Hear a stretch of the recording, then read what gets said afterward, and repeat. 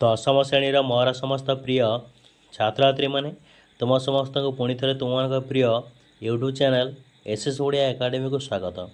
पिला माने तुम मानकर जो चारिटा क्लब रही साहित्य हुजनी जिज्ञासा कौशली क्रीड़ांगन तो आम प्रत्येक क्लब्र प्रथम प्रत्येक अधिवेशन उत्तर करी चलीचे। तो जो मैंने वीडियो को देखी ना तो SS Odia academy YouTube channel को सर्च करके वीडियो सेक्शन में तार अधिवेशन आंसर गुड़ी को देखी दियो एवं से ही अनुसार तुम मैंने जदि प्रत्येक अधिवेशन उत्तर कर शिक्षक तुमको 100% नंबर देवे एवं तुमर यही नंबर हाफ इयरली परीक्षा जिते बड़े तुम्हें गोटे प्रोजेक्ट वर्क कर आनुआल परीक्षा जो गोटे प्रोजेक्ट वर्क कर समस्त अधिवेशन मार्क मिसिकी तुमको 180 मार्क तुम मैंने पाइपर से मार्क रोज सार मान हाथ में तुम जिते भल कर सार मैंने तुमको 80 ରୁ 78 79 देदेवे ताहा तुमको ग्रेड भल रखापी सहायक हो A1 हो A2 हो B1 हो B2 हो भल ग्रेड आनीपर। तो आज वीडियो रही कौन आस कहानी को संपूर्ण करवा कौन ना आस कहानी को संपूर्ण करवा अधिवेशन 6 उद्देश्य शिक्षार्थी मानक मानस मंथन सृजनशील चिंतन और गभीर चिंतन सुजोग सृष्टि करवा शिक्षार्थी मानक भीतर लेखन दक्षतार विकास करवा।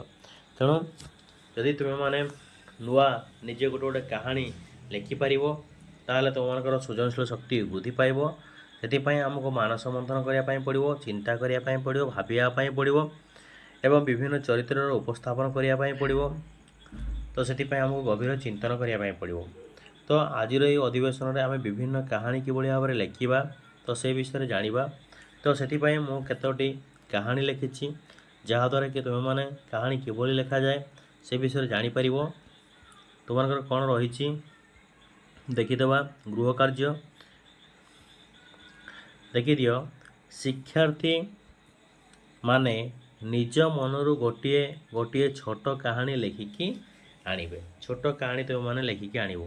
तेणु कहानी लिखापी ये किसी नमूना देती तो आम मैंने छोट छोट कहानी लेखिकी नवा एवं से कहानी सार आमको देखिकी मार्क देवे। तो तुम्हें मैंने मु लिखि कहानी लिखिपर तुम्हें मैंने तुम मनरू कहानी लिखिपर। तो चलो उत्तर कौन हम अधिवेशन 6 देखीदे। अधिवेशन 6 आस कहानी को संपूर्ण करवा।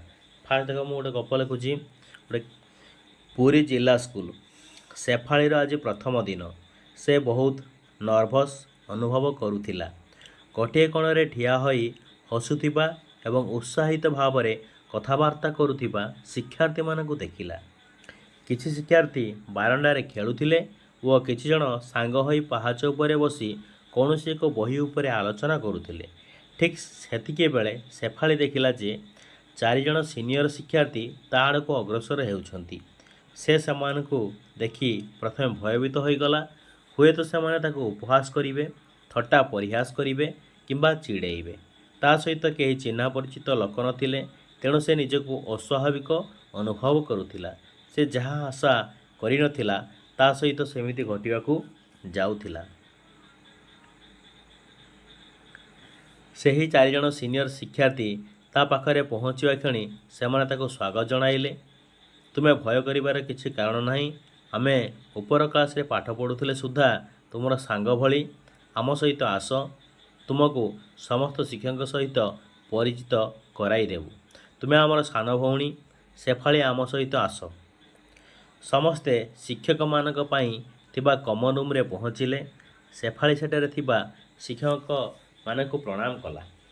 शिक्षक मान तार परिचय पचारिबारु से तार परिचय देवा पूर्वरु ता सहित थिबा ऊपर क्लासर पिला माने ता विषय रे कहिले। से सेठारे एकाकी किपरि मन दुखरे छिड़ा होइतिला तेणु सेमाने ता पाखकु जाई तार भय दूर करथिले। शिक्षक ता विषय रे जानिले जे से जणे मेधावी छात्री कौन से जणे मेधावी छात्री दीर्घकार लगे से जणे मेधावी प्रत्येक विषय रे 90% रु अधिक नंबर रखिथिला। समस्ते ताकू बहुत प्रशंसा कले। पाठपढ़ा व्यतीत शेफाली मध्य बहुत भल गीत गाए वो चित्रांकन मध्य करिपारे। ବିଭିନ୍ନ ପ୍ରତିଯୋଗିତାରେ ଅଂଶଗ୍ରହଣ କରି ସେ ଅନେକ ପୁରସ୍କାର ମଧ୍ୟ ହାସଲ କରିଥିଲା। ଆହୁରି ଅଧିକ ପରିଶ୍ରମ କର, ମନ ଲଗାଇ ପାଠ ପଢ଼ ବୋଲି ଶିକ୍ଷକମାନେ ତାକୁ ଉପଦେଶ ଦେଲେ। ଶେଫାଳୀକୁ ତା କ୍ଲାସରେ ଛାଡ଼ି ଆସିବାକୁ ସେହି 4 ଜଣ ପିଲାକୁ ଶିକ୍ଷକମାନେ କହିଲେ। ସେବେଠାରୁ ଶେଫାଳୀ କେବେ ହେଲେ ନିଜକୁ ଏକୁଟିଆ ବୋଲି ଭାବେ ନାହିଁ। ସମସ୍ତେ ତାକୁ ଭଲ ପାଆନ୍ତି, ମିଳିମିଶି ଖେଳନ୍ତି। ଏବେ ସେମାନେ ସମସ୍ତେ ଭଲ ବନ୍ଧୁ। ପାଠ ପଢ଼ାରେ ପରସ୍ପରକୁ ସହଯୋଗ କରନ୍ତି। ଏବେ ସମସ୍ତଙ୍କର ପ୍ରିୟ ଶେଫାଳୀ। ଶେଫାଳୀ ଆମର ଝିଅଟି, ସମସ୍ତଙ୍କର ସେ ଭାରି ପ୍ରିୟଟି। ଶେଫାଳୀ ଆମର ସାଙ୍ଗଟି, ମିଳିମିଶି ଚଳିଲେ ଥିବ ସ୍ନେହଟି। ତ ଆଉ ଗୋଟେ ସେଇଭଳି ଭାବରେ ଜେଜେବାପା ଓ ଜେଜେମା ମିଶି ପୁରା 6 ଜଣ ସଦସ୍ୟଙ୍କ ମିଳିତ ପରିବାର ଥିଲା। ଜେଜେମାଙ୍କ ଆଜି 75ତମ ଜନ୍ମଦିନ ଥିଲା ଏବଂ ସମସ୍ତ ପରିବାର ଏହାକୁ ଧୁମଧାମରେ ପାଳନ କରିବାକୁ ଯୋଜନା କରିଥିଲେ। ଘର ସୁନ୍ଦର ଭାବରେ ସଜା ହୋଇଥାଏ। ମା ଅନେକ ରକମର ପିଠା ଓ ମିଠା ପ୍ରସ୍ତୁତ କରିଥାନ୍ତି। ମୁଁ, ରିତୁ ଓ ଭାଇ ରାଜୁ ଆମେ ଦୁହେଁ ମିଶି ବେଲୁନ୍ ଲଗାଇବାରେ ବ୍ୟସ୍ତ ଥିଲୁ। ବାସ୍ ସମସ୍ତେ ବାପାଙ୍କୁ ଅପେକ୍ଷା କରିଥିଲେ। କିଛି ଅତିଥି ଆସି ଯାଇଥିଲେ ଓ ଆଉ କିଛି ଅତିଥିଙ୍କର ଆସିବାର ମଧ୍ୟ ଥିଲା। ଠିକ୍ ଏତିକି ବେଳେ ଜୋରରେ ଫୋନରେ ଘଣ୍ଟି ବାଜି ଉଠିଲା। ସମସ୍ତେ ଆଶ୍ଚର୍ଯ୍ୟ ହୋଇଗଲେ। ଫୋନ୍ ଉଠାଇଲା ବେଳକୁ ଏକ ଅପରିଚିତ ଲୋକର ସ୍ୱର ଶୁଭିଲା। ଯିଏ ବାପାଙ୍କ ମୋବାଇଲ ଫୋନ୍ରୁ ଫୋନ୍ କରିଥିଲା ସେ ଆଉ କେହି ନଥିଲେ, ସେ ଥିଲେ ଦୁର୍ଘଟଣା ସ୍ଥଳରୁ ବାପାଙ୍କୁ ଉଦ୍ଧାର କରି ଡାକ୍ତରଖାନାରେ ଭର୍ତ୍ତି କରିଥିବା ଜଣେ ସହୃଦୟ ବ୍ୟକ୍ତି।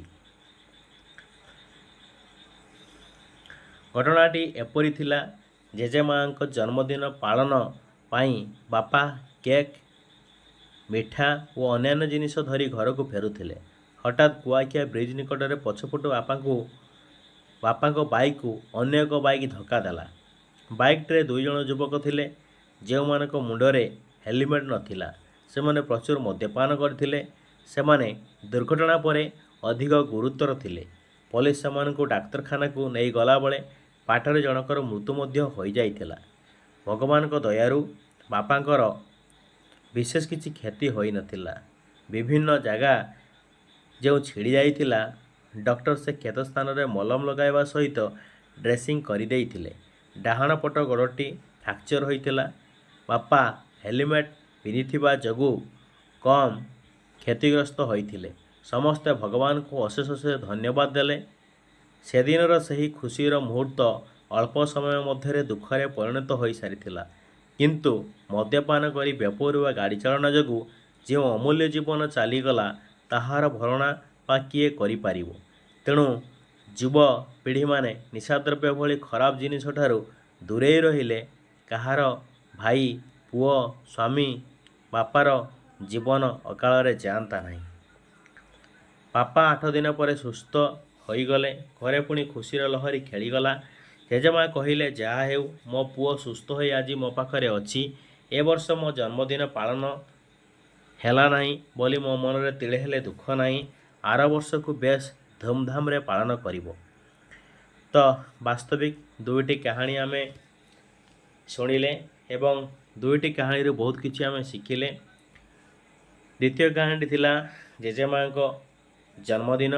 ପ୍ରଥମ କାହାଣୀଟି ଥିଲା ଶେଫାଳୀର ସ୍କୁଲରେ ପ୍ରଥମ ଦିନ।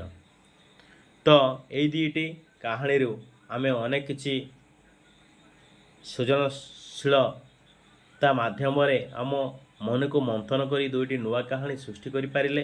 ତ ଏଇଭଳି ଭାବରେ ପାର୍ଟ 2 ଭିଡ଼ିଓ ଆସିବ। କାହିଁକିନା ଅଧିବେଶନ 6ର ସବୁ କାହାଣୀ ସମାନ ହେବ ନାହିଁ। ପାର୍ଟ 2 ପାଇଁ ଯେଉଁ କାହାଣୀ ଗୁଡ଼ିକ ତୁମେମାନେ ନିଜେ ଲେଖିପାରିବ, ମୋତେ କମେଣ୍ଟ ସେକ୍ସନରେ କମେଣ୍ଟ କର। ଯେଉଁମାନେ ଅନ୍ୟ କାହାଣୀ ଲେଖିବା ପାଇଁ ଚାହୁଁଛ, ମୁଁ ସେମାନଙ୍କ ପାଇଁ ଅନେକ କାହାଣୀ ଲେଖିଦେବି। ତୁମେମାନେ ମଧ୍ୟ ଲେଖିପାରିବ। କାହିଁକିନା ଆମକୁ 100% ନମ୍ବର ଦରକାର। ଶିକ୍ଷକମାନେ ଯେଭଳି ଭାବରେ ଆମକୁ 20ରୁ 20 ବା 19 ନମ୍ବର ମିନିମମ୍ ଆମକୁ ଦେବେ। ତ ଏଇଠି ଆଜିର ଅଧିବେଶନର ଉତ୍ତର ଆମେ ଦେଖିଦେଲେ। ଯଦି ଭିଡ଼ିଓଟି ଭଲ ଲାଗିଛି, ନିଶ୍ଚିତ ଭାବରେ ତୁମମାନଙ୍କୁ ଗୋଟେ ରିକ୍ୱେଷ୍ଟ ରହିବ, ଚ୍ୟାନେଲକୁ ଯେଉଁମାନେ ବି ନୂଆ କରି ଭିଜିଟ୍ କରୁଛ, ସବସ୍କ୍ରାଇବ୍ କରୁନ, ସେତିକି ଦୁଃଖ, ସବସ୍କ୍ରାଇବ୍ କରିଦିଅ, ସପୋର୍ଟ କର। ମୁଁ ନିଶ୍ଚିତ ଭାବରେ ତୁମକୁ ପ୍ରତ୍ୟେକ ଅଧିବେଶନ ସହିତ ପ୍ରତ୍ୟେକ କ୍ଲବ୍ର ଯେଉଁ ପ୍ରୋଜେକ୍ଟ ୱାର୍କ ରହିଛି ତାହା କିଭଳି ଭାବରେ କରିବ, ସେତେବେଳେ ମୁଁ ତୁମକୁ ପ୍ରଥମ ପେଜ୍ରୁ ଆରମ୍ଭ କରିକି ଶେଷ ପେଜ୍ ପର୍ଯ୍ୟନ୍ତ କ'ଣ ଲେଖାଯିବ ତାହାର ଡିଟେଲ୍ସ ମୁଁ ତୁମମାନଙ୍କୁ ଭିଡ଼ିଓ ଆକାରରେ ଅପଲୋଡ଼ କରିଦେବି। ତୁମେମାନେ ସହଜରେ ତାହା କରିପାରିବ। ତେଣୁ ଭିଡ଼ିଓକୁ ଲାଇକ୍ ସେୟାର ସବସ୍କ୍ରାଇବ୍ କରିବାକୁ ଆଦୌ ଭୁଲ ନାହିଁ। ଯଦି କିଛି ବି ଡାଉଟ୍ ରହୁଛି କମେଣ୍ଟ ସେକ୍ସନରେ କମେଣ୍ଟ କର। ରହୁଛି ଜୟ ଜଗନ୍ନାଥ। ତା ପୂର୍ବରୁ ଗୋଟେ ସବସ୍କ୍ରାଇବ୍ ନିଶ୍ଚିତ ଭାବରେ କରିବାକୁ ଅନୁରୋଧ।